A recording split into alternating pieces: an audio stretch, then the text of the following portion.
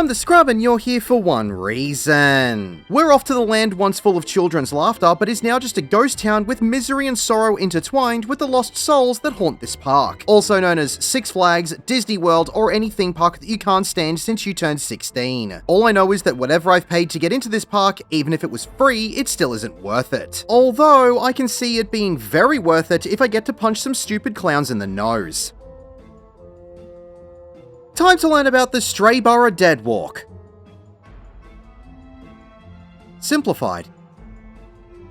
Head into the village and pull the 6 babblers. Turn left and head down the stairs, where 3 ghosts will emerge out of a door on the left. Grip everything up, avoid all of the AoEs as best you can, and kill everything. When everything has been defeated, the gate will open. Head down the stairs and 2 more ghosts will come out of a door to the left as 2 wraiths spawn in. Continue down the next set of stairs to a larger ghost and the 4 babblers. Nuke everything down, the gates will open, and it's first boss time. Malicious Mist is a room-wide AoE. The first time this goes off, it will create a darkened aura around the outside of the arena. Touching this wall will give you a bleeding dot tick for 15 seconds. Leonog will cast Falling Nightmare. This will spawn a Leonog head floating above all players. Players will need to move out from underneath these heads when they spawn in, as after a few seconds, the heads will create a small AoE underneath where they are floating and fall to the floor. If a player is still in the AoE when the head falls, it will land on the player and be stuck on the player's head for 10 seconds. You'll also get the debuff of Benoggened, which will cause you to be unable to perform actions and slightly decrease your movement speed. Leonog will move into the middle of the room and cast Team Spirit. This will awaken the dolls around the outside of the arena and they will stand on the edge of the wall for what comes next. Leonog will cast Spirited Charge. This will cause the dolls to begin to run across the arena towards certain players. You'll need to dodge around these dolls as much as possible, as if you touch one of them, they will grab onto you and bind you in place for 5 seconds before summoning a Leonog head above you, which you will be unable to avoid. As the dolls are passing through for the first time and turning around for their second pass, there will be 2 sets of 4 exaflares from the middle of the arena towards the cardinal and intercardinal directions. These will go off 1 set at a time, so you'll need to dodge between them while avoiding the dolls as best you can. If you get hit by an exaflare, you'll get a Vuln stack. This mechanic appears very chaotic on the surface, however, there is an easy trick to this one, but it does require a bit of coordination. Both melee players will need to stand towards the middle of the arena for the first pass of the dolls. The 2 ranged players will need to stand as close as you can to the direct north and south between where the dolls are on the wall. This is because the dolls, on their first pass, will target the player who is furthest away from them. So the dolls on the north side of the arena will target whoever is south, and the dolls to the south will target whoever is north. If you are the furthest away, just move slightly clockwise after everything starts moving to avoid the rampaging dolls. When the dolls hit the wall and turn around, they will target whoever is closest to them. This should still be the same players that they targeted first if it has been done correctly. There are 2 dolls that will ignore these targets and just run straight through the middle of the arena. So the other 2 players in the middle of the arena will need to watch out for these 2 dolls and make sure that you dodge around them. During the next set of running dolls, 2 players will get a tracking arrow on them with the cast of Looming Nightmare. These players will need to move around the outside of the arena for the 5 AoEs that will be dropped on their position. You'll get a Vuln stack per AoE you get hit by. During the next set of running dolls after that will be 3 opposite pairs of conal AoEs that will appear and go off one after the other in the order they spawned in. The easiest way to dodge this is to stand next to the first one that spawned in and move into it after it goes off. After this, 2 more players will get another Looming Nightmare tracking arrow, so dodge around the arena as best you can. There will also be another cast of Falling Nightmare that will spawn many floating heads above the arena instead of just above players. Just try and dodge away from these as best you can. From here, mechanics will repeat until His Royal Headness has been defeated. Exit out of the arena and turn left. As you turn right to head over the bridge, the ghost will jump into the merry-go-round and cause the horses to become alive. Pick up these 5 mobs and continue to the next pack of 2 babblers and 3 rascals. Watch out for the untargetable ghosts on the outside, as they will target random party members with a medium-sized AoE. After everything has been defeated, the rope will drop and allow you to continue. As you walk forward, a ghost will enter the tent on the left and spawn a tiger, an elephant, and a lion. As you pick up these animals and head down the stairs, another ghost will jump into the Ferris wheel and cause it to break down and tumble over in a circular AoE on the path. There will be 3 more rascals and 2 hands just beyond the falling Ferris wheel. Watch out for the ghosts on the outside that will throw out their AoEs again. When everything has been defeated, the rope will fall and it's second boss time. Jack in the Pot will move into the middle of the room and cast Troubling Teacups. This will spawn in 4 cups on the cardinal directions close to the walls. It will also spawn in 1 ghost that will tether itself to a teacup with the cast of Tea Whirl. When the cast ends, the ghost will jump into this teacup and the cups will begin to dance around the arena. You can insert the Kylie Minogue song Spinning Around for the authentic experience without me getting demonetized. After a few seconds, the cups will stop spinning and the one that had the ghost in it will burst in a large AoE. So you'll need to pay attention to whichever cup has the ghost in it and avoid it as much as possible to dodge the attack. Getting hit by the large AoE will give you a Vuln stack. This mechanic will happen several times throughout the fight, but there is an easy way for all of them to be solved. So I'll explain each one as we come across it. For this opening set of cups of 4, you'll want to move and stand in the spot of whichever cup the ghost leapt into. The spot this cup started at will always be safe for the first set of cups. Jack in the Pot will move back into the middle of the room and repeat the cast of Troubling Teacups. This time there will be 8 cups, one against the wall and another close to the boss on all cardinal points. This is where there will be 2 different patterns. The ghosts can either be directly opposite each other on the outside or adjacent to each other on the outside. They will not be in the middle cups for this second set. If the ghosts are opposite each other, so going into the cups on the west and east or the north and south, you'll want to move one spot clockwise from one of the cups tethered by a ghost to an intercardinal point. So, as an example, if the cups being targeted are on the west and east, move to the northwest or southeast points. These safe spots will always be the pink areas in the arena towards the wall. If the ghosts are adjacent to each other, you'll want to move one cardinal point clockwise from both cups. In this example, they are west and north. 1 point clockwise from north is east. So wherever the cups are located in the arena, just move 1 point clockwise away from both cups and you'll be safe from this mechanic. When this is finished, Jack in the Pot will move to the north end of the arena and cast Toiling Teapots. This will spawn 13 cups around the arena with teapots above them in 3 groups, one after the other. They will begin to pour poison into each of the cups, which will overflow and create a lingering medium-sized AoE. If you touch any of these puddles, you'll be inflicted with a bleeding dot tick for 15 seconds. The easiest way to dodge these puddles is to wait near a cup that will have the poison poured into it last, but also next to a puddle that was poured first. You'll want to wait here until just before the third set of teapots will pour, as that will be when the first set of lingering AoEs will dissipate and you'll be able to move into where they were and dodge the rest of the AoEs. While this is going on, the tank will get last drop, which is a tank buster. Jack in the Pot will cast Troubling Teacups again, and this one will have several different patterns of ghosts. There will be the one which is opposite each other on the outside cups, or a similar pattern of opposite each other, but one will be jumping into an outside cup and one will be jumping into an inside cup. Both of these have the same safe zone, which will be one spot clockwise from where the ghosts leap into the cups, which are the pink areas on the intercardinals. Another pattern will be where the ghosts will be adjacent to each other, but again, one of the ghosts will be jumping into an inside cup instead. For this pattern, you'll need to move opposite to where both cups are located. So no matter which cardinal points the ghosts are jumping to, you'll just need to move into the intercardinal spot opposite both of these points to be safe. And another pattern is where both of the ghosts will jump into opposite cups on the inside. The safe spot for this one is towards the pink intercardinal point against the wall, but this time you'll be moving anti-clockwise. If you get mixed up, just try and follow the cups as best you can, as you'll normally only have to deal with one of these patterns before you defeat the boss. And finally, Sordid Steam is a room-wide AoE. Mechanics will repeat until Jack in the Pot has been defeated. Head up the stairs and interact with the balloons to be taken to the next area. Pull the 4 enemies and head up the corridor. A ghost will jump into the dolls at the end of the corridor and make them come to life. Avoid all of the AoEs for this pull and kill everything. When everything has been defeated, the door will open. A ghost will jump into a corner with a toy box and cause the treasure coffers to come alive. Pick up these enemies and continue down the stairs. When you reach the bottom of the stairs, turn left and enter the hall. 4 ghosts will jump into objects. 2 will jump into tables and 2 will jump into the giant dolls. The ones that jumped into the tables will shoot across the arena in random directions. Watch out for the dolls, as they can cast Terrifying Glance, which is a conal AoE that is also a staring contest. If you are in this AoE and are still staring at the dolls when this goes off, you'll be hit with confusion and attack your fellow party members for 7 seconds. The dolls will also become the hardest metalheads, as they will just start headbanging and smashing their foreheads on the ground. This will be a room-wide AoE for each time their head bonks on the floor. Healers, be aware that this can get spicy if you aren't prepared for it. Defeat the dolls to continue. Exit through the doors on the left and make your way to the end of the corridor, and it's final boss time. Man, I didn't know Chuckles from Legends of Evantris was in the Final Fantasy lore. The opening cast of Bitter Regret will spawn a portal in front of the boss's face. This will create a straight line AoE of flames that will cover the middle of the arena, so you'll need to get to the sides to be safe. Directly after this will be another cast of Bitter Regret, but the portals will be attached to the arms of Chuckles. This will be 2 straight line AoEs down the sides of the arena, leaving the safe zone to be the middle of the arena. Getting hit by either of these attacks will give you a Vuln stack. The cast of Poltergeist will create 2 straight lines of crates in a plus pattern through the middle of the arena. You'll be unable to move through the crates when they land in the arena. If you are standing in an AoE when the crates drop, you'll be given a Vuln stack and pushed out of the way. There will then be wraiths that will appear in the same quadrant as where everyone is standing. The wraith will tether to you with a distance tether of arrows. You'll need to stretch these tethers until they are a thin purple line to minimize the damage to you. The square panels with the ghost inside them will light up. You'll need to walk over this panel and you'll be given the buff of Ghostly Guise. This will turn you invisible and allow you to pass through the crates. You'll have to move to at least the opposite side to where your wraith is tethered to you so you can stretch your tether. Failing to stretch your tether enough will give you a hard hit and a Vuln stack. Following this will be the cast of Ghost Duster, which will give everyone a point blank AoE. You'll need to walk over the panel on the ground to lose the buff of Ghostly Guise and become visible again. If you fail to do this and you still have the Ghostly Guise buff when the cast ends,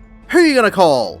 Ghost Duster, which will instantly kill you. Malicious Mist is a room-wide AoE that will also give everyone an unassumable 12-second bleeding dot tick. The cast of Memorial March will create 5 ghosts in 2 sets on alternate columns on the north end of the arena. After a few seconds, the ghosts will fire a narrow straight line AoE in front of them. You'll just need to move into a column where the second set of ghosts appeared to dodge the first set of AoEs. Getting hit by any of these AoEs will give you a Vuln stack. As the second set of AoEs are about to happen, Chuckles will cast another Bitter Regret, so you'll need to dodge the narrow AoEs from the ghosts and then dodge the Bitter Regret into its relevant safe zone. Next will be the cast of Fleshbuster. This is the same as Ghost Duster, except this time it will be a room-wide AoE and you'll want to have the ghostly guys buff and be invisible. If you do not have the buff when the cast ends, you'll be turned into a ghost anyway, just not exactly how you're intending. The next cast of Poltergeist will put down more crates in the plus pattern, but this will be accompanied by a cast of Memorial March and spawn 5 ghosts that will cover one side of the arena. So you'll need to be invisible and stretch your tether so you're on the safe side of the arena, away from the ghosts that will fire their straight line AoEs. You are able to stretch your tether and stay on the same side. Following this will be another cast of either Ghost Duster or Fleshbuster, so walk over the panel to get or lose the buff if you need to. After this will be the cast of Ghost Crusher, which will give one player a straight line stack marker. Group up to share the damage. And although it's called Ghost Crusher, having or not having the buff does not matter for this stack. There will then be another set of Wraith Tethers, but this time there will be another Bitter Regret from the boss that you'll also need to dodge as well. From this point, mechanics will repeat until Chuckles has been defeated. Congratulations, you have completed the Strayborough Deadwalk.